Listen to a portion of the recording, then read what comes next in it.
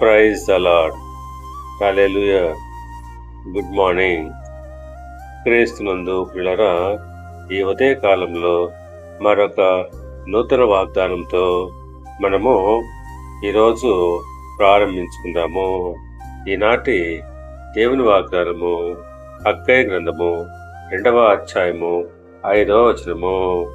నా ఆత్మ మీ మధ్యన ఉన్నది కనుక భయపడకుడి.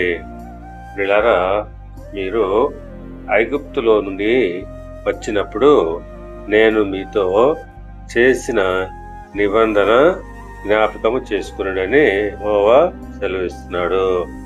నా ఆత్మ మీ మధ్యన ఉన్నది కనుక భయపడకుడని అంటున్నాడు.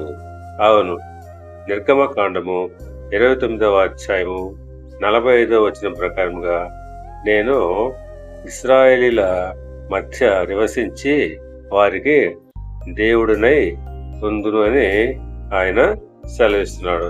అవును, ఆయన వారి మధ్య నివసించి 40 సంవత్సరములు వారితో నడిచెను. వారికి ఏ అపాయము రాకుండా కాపాడును. ఆ రీతిగానే ఆయన ఆత్మ మన మధ్య ఉన్నది కనుక మనము కూడా భయపడాల్సిన అవసరం లేదు. ఆయన ఆత్మ మన మధ్య లేనప్పుడు మనము ప్రతి దానికి భయపడాల్సి ఉంటుంది. దేవుడు మిమ్మల్ని దీవించి ఆశీర్వదించి వర్ధిల్ల చేయుగాక. ఆమేన్.